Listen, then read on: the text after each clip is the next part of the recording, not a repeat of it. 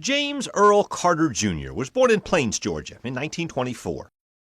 The son of a spirited small-town nurse and a larger-than-life farmer who ran a country store and agricultural warehouse, Jimmy Carter learned the benefits of hard work. When he graduated from Plains High School, he went to a community college before joining the U.S. Naval Academy. 2 years later, he received a wartime appointment, serving on Navy submarines around the world. Carter's heart was in his home state, and his love was in his hometown. In 1946, he married Rosalind Smith, a young woman who grew up just a few doors down from the Carter family. After serving in the Navy, Jimmy Carter went back to Georgia and entered the world of politics. First, a victory in the state Senate, then a U.S. congressional race. He lost his first campaign for governor, but not the second time around. Wife Rosalind and Mom Lillian tirelessly campaigned throughout the state, including right here in central Georgia. In 1970, Jimmy Carter was elected governor of Georgia, and the next 4 years gave him a reputation as a new kind of Southern politician.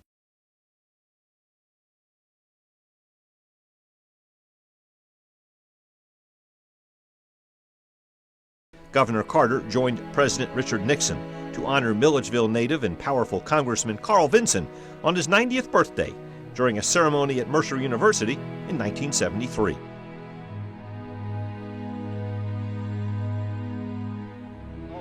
He was driven to make his own run for the presidency in 1976. My name is Jimmy Carter, and I'm running for president. One of the forces behind his campaign and fundraising, Capricorn Records' Phil Walden.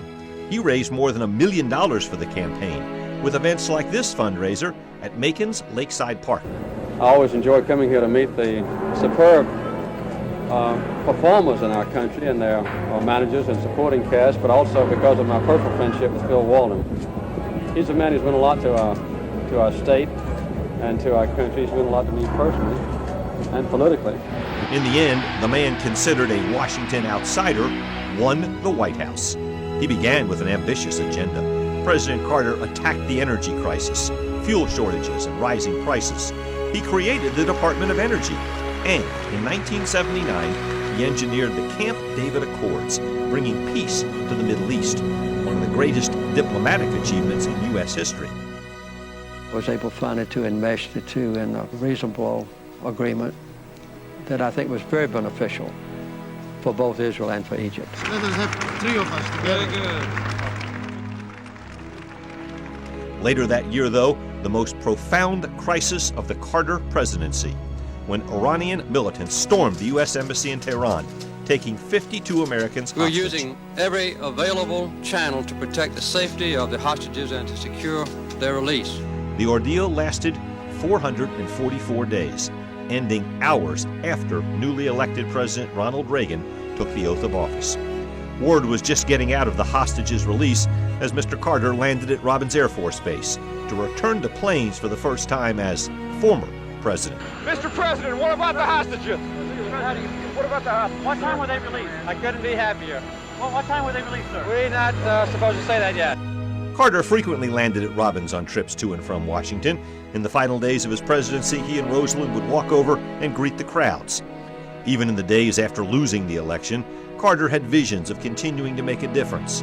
Family friend and Warner Robins legislator Ed Barker predicted the path that guided the former president for the rest of his life. I think he'll continue in an effort to bring about peace and to help his fellow man. He's always done that. In 1983, former President Carter came to Macon as he worked to raise money and plan with local business leaders for what would become the Carter Center in Atlanta. So a center for the resolution of crises or disputes that create serious differences between people that we're going to build in Atlanta, and it'll be a kind of a center where different universities and colleges in our state, including Mercer and Emory and others, can cooperate on major projects that are important to our country and to the world.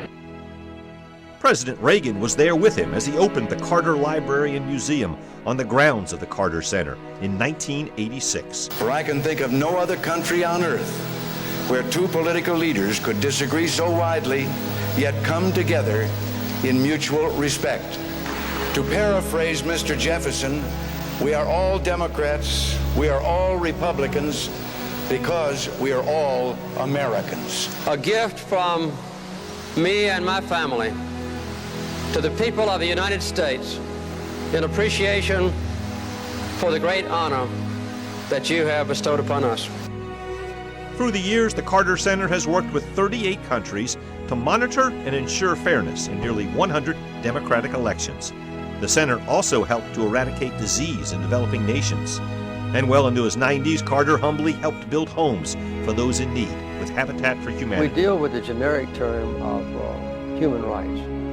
Under that umbrella, obviously, the right of people to live in peace and the right of people to have adequate health care and to have their children survive are inseparable basic rights of a human being.